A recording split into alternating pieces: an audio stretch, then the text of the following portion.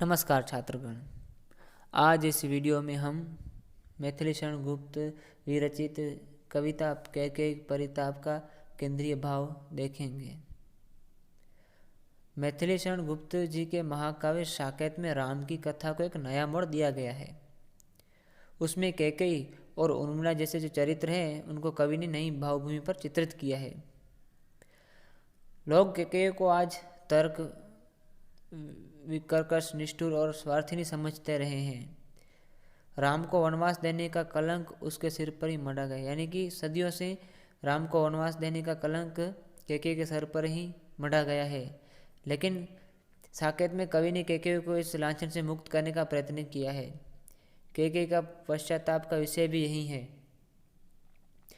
पिता की आज्ञा मानकर श्री राम और उनके साथ सीता तथा लक्ष्मण वन को चले गए।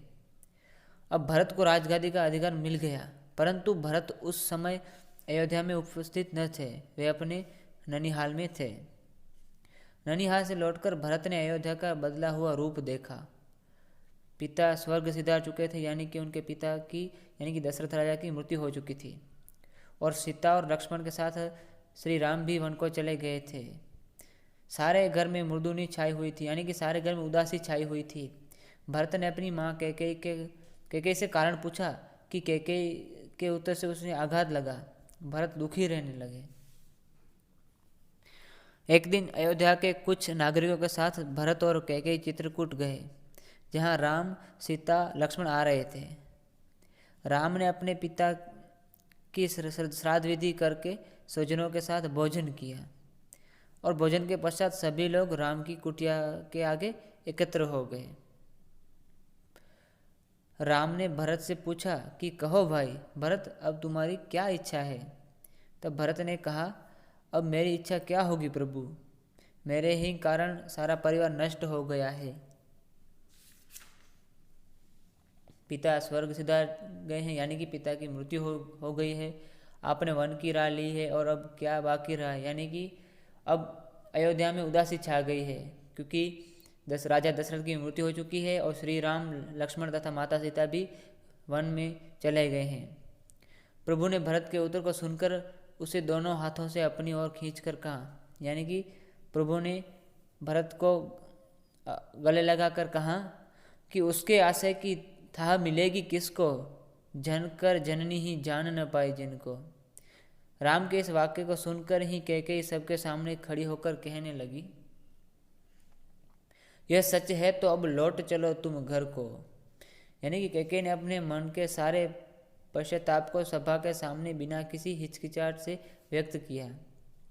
उसने सबके सामने कहा कि सचमुच मैंने भरत को जन्म देकर भी उसे पहचाना नहीं, उसके हृदय की थाह मैं नहीं ले सकी। भरत तो तुम्हारा भी ही दास है, वह तुम्हें चाहता है। यानी कि भरत को राम सबसे प्रिय हैं। भरत अपना राजपाट छोड़कर, राजगद्दी छोड़कर श्री राम के पास वन में आए हैं। भरत को अयोध्या की राजगद्दी नहीं चाहिए, वह तो केवल श्री राम की भक्ति करना चाहता है। वह तुम्हें चाहता है, इसलिए अब तुम घर चलो, मैं अपराधिनी हूँ। यानी कि कैकेयी अपने आप को दोषी मानती है, अपराधिनी मानती है। भरत निर्दोष है, उसने मुझे कभी वनवास देने नहीं कहा है। मैं तुमसे कसम खाकर कहती हूँ कि यदि इस विषय में मैं भरत से उकसाई गई हूँ तो पति के समान ही अपने पुत्र को खोऊं। यहाँ कैकेयी श्री राम को वनवास भेजने का दोषी अब स्वयं को मानती है। वो कहती है कि मैं ही दोषी हूँ, इसमें भरत का कोई दोष नहीं है, यानी कि भरत निर्दोष है। वह कहती है कि अगर मैं भरत द्वारा उकसाई गई हूँ तो अपने पति के समान ही अपने पुत्र को खोऊं। आगे कहते हैं कि मैंने जो कुछ किया अपनी इच्छा से किया, यानी कि इसमें भरत का कोई दोष नहीं है, मैंने अपनी ही इच्छा से किया है सभी। मंथरा का बीच में कोई दोष नहीं, यानी कि मंथरा का भी कोई दोष नहीं है, ये सिर्फ मेरा ही दोष है। वो तो दासी थी, तुम्हें वनवास देने का भाव मेरे मन में ही जागा था। यानी कि इसमें भरत और मंथरा दोनों निर्दोष हैं। राम को वनवास देने का भाव कैकेयी कहती है कि मेरे ही मन में जागा था, परंतु मैंने जो कुछ किया वह एक माता के हृदय की ममता ने मुझे विवश कर मेरे द्वारा करवाया था। कैकेयी कहती है कि मैं विवश थी क्योंकि मेरी ममता ने मुझे ये सब करवाया, यानी कि मेरे मातृ हृदय ने मुझसे ये सब करवाया। ये तो केवल मेरा वात्सल्य था, पुत्र के प्रति प्रेम था। यदि आज मेरा पुत्र मेरे इस काम से दुखी हो तो मैं अपने वचन को वापस लेने के लिए तैयार हूँ। मुझे कुछ नहीं चाहिए, केवल भरत चाहिए। यहाँ पर कवि मैथिली शरण ने कैकेयी के मातृ प्रेम का वर्णन किया है। उन्होंने यहाँ कैकेयी को एक मातृ वात्सल्य नारी के रूप में चित्रण किया है। श्री राम को वनवास भेजने के पीछे कैकेयी का सिर्फ एक ही कारण था, वह था अपना पुत्र प्रेम, यानी कि पुत्र वात्सल्य। वो केवल भरत का भला चाहती थी। वो कहती है कि यदि आज मेरा पुत्र मेरे इस काम से दुखी है या मेरे इस काम से उदास है तो मैं अपना वचन वापस लेने के लिए भी तैयार हूँ। कैकेयी कहती है कि मुझे कुछ नहीं चाहिए, मुझे बस मेरा भरत चाहिए। अतः यहाँ भरत के प्रति कैकेयी का मातृ प्रेम छलकता है। वह कहती है कि भरत का मातृ पद कोई मुझसे न छीन ले।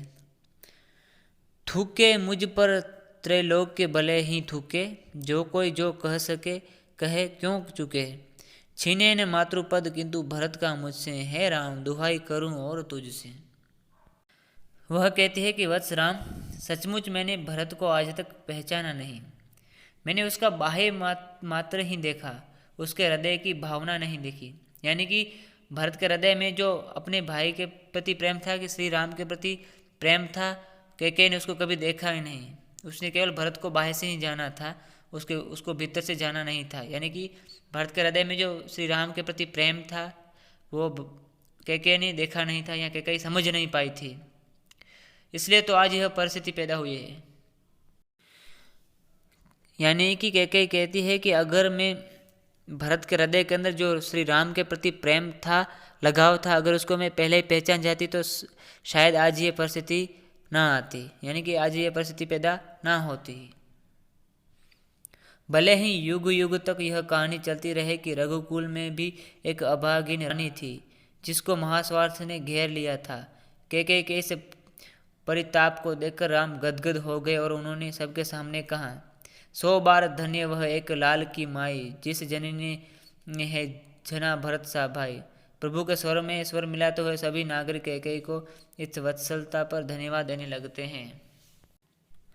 कैकेयी का यह प्रेम देखकर, यह मातृवात्सल्य देखकर प्रभु श्री राम भी भावुक हो जाते हैं और वो भावुक होकर कहते हैं कि 100 बार धन्य वह एक लाल की माई, जिस जननी ने है जना भरत सा भाई। यानी कि उस माँ को 100 बार प्रणाम है जिसने भरत जैसा भाई दिया है।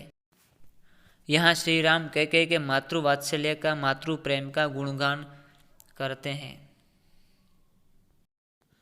अतः कह सकते हैं कि श्री मैथिली चरण गुप्त जी ने प्रस्तुत कविता कैकेयी का पश्चाताप में कैकेयी को मातृ वात्सल्य स्त्री के रूप में प्रस्तुत किया है। उन्होंने प्रस्तुत कविता द्वारा कैकेयी के मातृ प्रेम का चित्रण किया है। कैकेयी के मातृ प्रेम ने ही या पुत्र वात्सल्य ने ही उनसे यह सब करवाया और वो खुद को ही दोषी मानती है, भरत को निर्दोष मानती है और श्री राम से माफ़ी मांगती है, क्षमा मांगती है। अंत में श्री राम भी कैकेयी के इस मातृ प्रेम को देखकर भावुक हो जाते हैं और उनको नमन करते हैं। अतः यह इस कविता का मुख्य केंद्र भाव है।